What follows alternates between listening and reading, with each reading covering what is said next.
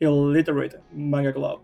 Hey yo, welcome back to Illiterate Manga Club. It's your boy, Baseball Nick. Love the Mets, baby. Let's go, Mets. So today I wanted to start kind of a new series on the channel where I talk about some of my favorite fights, abilities, and characters from various manga. I have a ton of these that I want to chat about, and I figure we could start with one of my favorite characters from One Punch Man, Metal Bat. Also, if you're into One Punch Man, consider liking and subscribing and letting me know what other fights or characters from the series I should cover. We're first introduced to Bat during the S-Class Heroes meeting where he's revealed to be rank 15, putting him among the lower echelon of Class S. Despite this, he manages to make an impact because of his gruff exterior and a design that's very reminiscent of the classic Japanese Yankee. Think kind of like Yusuke Urameshi from Yu Yu Hakusho or Josuke Higashikata from JoJo. However, just like with those characters, looks can be deceiving, as Bat seems to be mostly pissed about having to miss his sister's piano lesson, showing that he's actually a pretty sweet guy. This seems to be a character archetype that I like a lot, the whole delinquent with a heart of gold thing. It's sort of an old reliable of mine, and I tend to gravitate towards these kinds of characters for whatever reason. Since Bat is introduced with like a dozen other characters, he doesn't get much of a notable role during the Alien Conquerors arc, but I think he manages to stand out and be intriguing, ironically because of how kind of normal he is. Class S is an eclectic mixture of characters with varying types of abilities and bizarre appearances.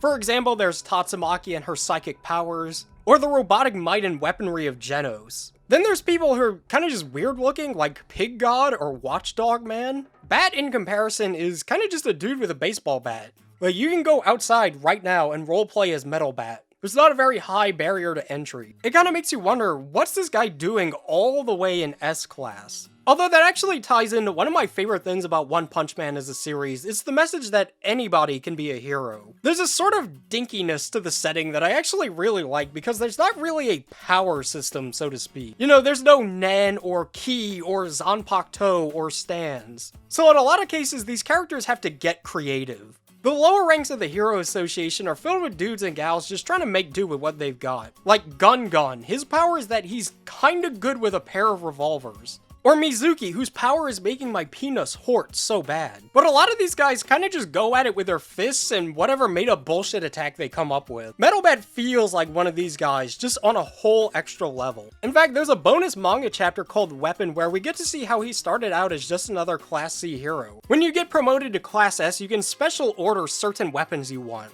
And you know what he wanted? A new bat. But like, a really good one. Although he's not very prominent in his debut arc, we do get to see him whack around a couple of aliens, and show off some more of his gruff and sometimes confrontational personality. Like how he nearly gets into a fight with a Mai Mask before they get interrupted. However, the next arc is when Bat gets the chance to go absolutely bonkers crazy mode. During the Monster Raid arc, Bat is tasked with protecting one of the big sponsors of the Hero Association, as well as his little shit child. While essentially babysitting the two at a sushi restaurant, things quickly go wrong, as some monsters show up to kidnap the kid. Also, Bat is a man of the people. It's just funny watching him get annoyed with these two 1%ers at them putting their empty plates back on the conveyor belt. And it seems like he's more worried about the bill not getting paid instead of the kid getting kidnapped. Although he easily off-screens the first wave of monsters, a much more deadly pair of foes await him. The massive Senti Senpai and his ally, the tranquilizing gas-spewing Lafrishadon. As Bat makes his move, we get to see a little bit of why I think of Yusuke Murata as being one of the best manga artists in the business. For those of you who don't know, One Punch Man was originally made as a webcomic by the author One. These webcomics are then redrawn and expanded upon by Murata. And that's the manga that you've been seeing right now. Either way, the man is a legend. I could probably devote a whole video to talking about some of my favorite pages and panels of his. And I think he especially draws some of the best action scenes around. He loads these puppies up with a great sense of speed while not skipping out on the details. And some of the standout moments of the series are genuinely breathtaking. I've had many times while reading through the manga where I had to kind of just take a second to really study and take in the art. If you watch the One Punch Man anime adaptations, you gotta check out the manga for the art alone, it's great stuff. Although Bat is putting up a good fight against the monstrous duo, he begins to succumb to the sleeping gas and assault from Senti Senpai, and starts to lose consciousness. That is, until he does something pretty unexpected. He whacks himself right in the head with his own bat, and kind of just snaps right back into it. This is where we get to see the true nature of Metal Bat and what makes him worthy of his S-Class ranking. The man just doesn't stay down. Akin to a classic shonen protagonist, when the going gets rough, Bat gets fucking going. And his strength directly correlates to how much his fighting spirit is amped up, making him perfect for long, drawn-out brawls. And just like that, he eliminates both of his foes with a single swing. Just when it seems like the coast is clear and he can enjoy some shopping with his Emoto, a third, somehow even bigger centipede monster appears. The dragon-level threat Centichoro. Monsters in One Punch Man are classified by their threat level, with Dragon being considered the second highest level threat, capable of taking out multiple cities. Very rarely do enemies in the series surpass Dragon level, and when a Dragon appears, it's usually dealt with by several S-class heroes.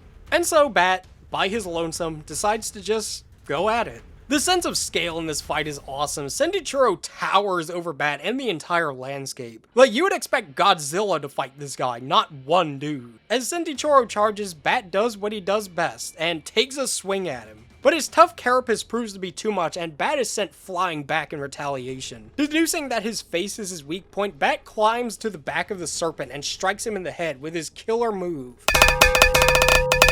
Pumped Up Dragon Pummelin'. An incredibly deadly and advanced technique where he swings the bat a lot, really hard. In response, Centichoro thrashes around, destroying several buildings and sending the local populace into a panic. To make an already bad situation worse, Hero Hunter Garou arrives on the scene. At this point in the story, Garou had been picking fights with random heroes, but had now set his sights on the S-class Watchdog Man. I love Watchdog Man, by the way. I might make a video on him next. What a fella. Either way, as Garou watches the carnage unfold, he questions if Bat can handle a dragon-level threat. And as the old saying goes, speak of the devil and he shall appear, as Bat is sent flying not too far away from Garou. Assuming that he was out for the count, Garou begins to move on to his next target, as Bat casually gets up and just keeps walking, mumbling as if his lunch break at work is about to end, not that he's fighting a city-devastating monster.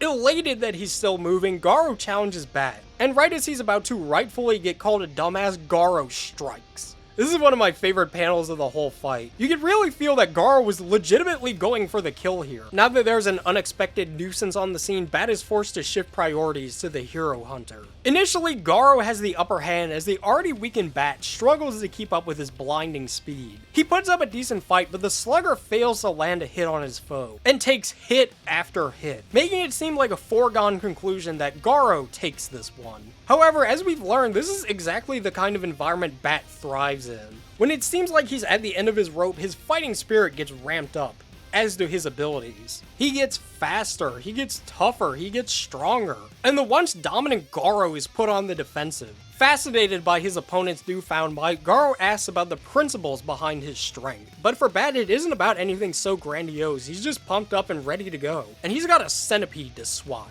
The fight resumes as Garou slings a manhole cover at Bat, who naturally swings it right back at him, which Garou uses as a chance to get a sneak attack in. The vicious brawl continues as fist collides with metal, until Bat is driven to use his next attack. Killer move, Pumped Up Brutal Tornado. An attack you probably use as a 6-year-old where you spin around really fast with an object. And then your mom probably told you to stop because you're gonna make yourself dizzy or hit something. I love One Punch Man, this shit is so cool. With his back against the wall and a death tornado approaching, Garou goes on the defensive and starts parrying his every swing, before countering with a point-blank attack, sending Bat flying. He lays on the ground, seemingly bested, as Garou attributes his victory to Bat's lack of hand-to-hand skill. Garou takes a moment to recompose himself and notices that Bat's hits were actually pretty powerful. And in that one moment of complacency, it was nearly all over for him. This panel is so raw. Not only was Bat not done, he was about to land a decisive blow on Garou, as in, literally kill him. In fact, Murata himself stated on a stream once that this was the case. Bat was probably going to kill Garou. But as fate would have it, Garou would be spared by divine intervention in the form of Metal Bat's beloved sister Zenko. Taking advantage of the distracted Bat, Garou gives him a good whack and goes in for the actual final blow, before the small child jumps right in his way. As she exclaims, Bat promised never to expose her to violence. And so the trio are at a standstill. With a total non-threat standing in the way of his objective, the vicious Hero Hunter weighs his options and decides, he's got other heroes to hunt, and takes off, leaving this fight with no real victor. In the aftermath of the battle, we see Bat and Zenko having a chat before he remembers, oh yeah, Sendichoro is still on the loose, and begins the trek over to him. Not wanting to see her beloved brother fight in such a mangled state, she gives him the old baka slap, and Metal Bat is knocked out. Although this isn't the end of Metal Bat's involvement in the story, this fight is mostly what I wanted to talk about. And since the video's already gone on for pretty long, I think this is a good stopping point. Thus concludes one of the hardest series of battles in One Punch Man, and one of my favorites in the entire series. Although the combined fights between Bat, the monsters, Sendichoro, and Garou last a collective 9 chapters, they all feel lightning fast and don't overstay their welcome. And having to fight such a rapid onslaught of durable opponents feels perfectly suited to him. Plus, Bat himself is just such a fun and kind of lovable character. Like I said, I've always kind of loved the delinquent with a heart of gold trope, and Bat has a lot of quirks like that which make him really endearing. Did you know that he actually has a pet cat named Tama? That's so cute. What a swell guy that Metal Bat is. He came out the gate swinging, quite literally for this fight. And he manages to leave an impression on you that really sticks. I find myself kind of just randomly thinking about this part of the story from time to time, and I think he's honestly the character from the series that kind of left the biggest impact on me. His character serves as good life advice in a sort of roundabout way. It's all about not giving up, sticking it out through tough times, and to just keep on swinging. Resilience is a pretty positive trait, so next time the going gets rough, just remember, Metal Bat fought a giant centipede, an even bigger centipede, and a man on a mission to end his fucking life. And at the very end of it all, he was like, I'ma keep going. But yeah, thank you all so much for joining me on today's Illiterate Manga Club. I'm looking forward to doing more of these kind of like fight and ability breakdown sorts of videos. I have a bunch of them in mind for various series like Bleach, Chainsaw Man, Full Metal Alchemist, Hunter x Hunter, so if that sounds cool, stick around. But yeah, thank you all so much for watching. I'll see you guys next time.